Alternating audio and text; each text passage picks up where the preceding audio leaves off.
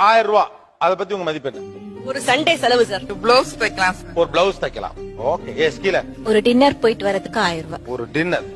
ஆனா உண்மையிலே ஒரு 1000 ரூபாய் அப்படின்னா என்ன? 1000 ரூபாயின் அருமை என்னவென்று உங்கள் மனைவிகளுக்கு சொல்லுங்க. இந்த பணம் 1000 ரூபாய் சம்பாதிக்கிறதுக்கு 5000 தேங்காய் விற்கணும். 5000 தேங்காய் விக்கணும். அந்த லாபத்தை எடுத்து 5000 தேங்காய் வித்தா தான் அதுல ஒரு 1000 ரூபாய் கிடைக்கும். இதான் கேக்குறேன். 8 ஹவர் நம்ம மிஷின்ல நின்னு வேலை செய்யற அந்த ஒரு நாள் கூலி தான் சார் அந்த 1000 ரூபாய். அவங்க நினைச்சு பாக்கணும், ஒரு நாள் நம்ம ஹஸ்பண்ட் நின்னு ஒரு இடத்துல நின்னு ஒரு மிஷினை வந்து 8 ஹவர் ஓட்டினாதான் அந்த 1000 ரூபாய் ஒரு நாள் கூலியா நம்ம வாங்குறோம். அவங்க அதை நினைச்சு நம்ம ஃபீல் பண்ணி சொன்னா அந்த 1000 ரூபாய் செலவு பண்ணதை யோசிக்க ஆரம்பிச்சிடும். ஓகே. வேற 1000 ரூபாயின் அருமை. அடுத்து மந்த்லி சேலரியை விட இந்த ஹாலிடே ஒர்க்லாம் போனா கொஞ்சம் எக்ஸ்ட்ரா பே கிடைக்கும்.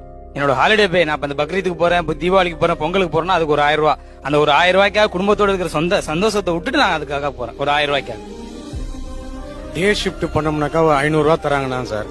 1000 ருபீஸுக்காக நைட் எல்லாம் தூங்கின பிறகு ஒர்க் பண்ணுவோம். அந்த 1000 ரூபாய்க்காக நைட்ல ஒர்க் பண்றவங்க அந்த மாதிரி நிறைய பேர் இருக்காங்க. தூக்கத்தை கெடுத்துக்கிட்டு அந்த மாதிரி கஷ்டப்படுறவங்களும் நாட்டுல நிறைய பேர் இருக்கு.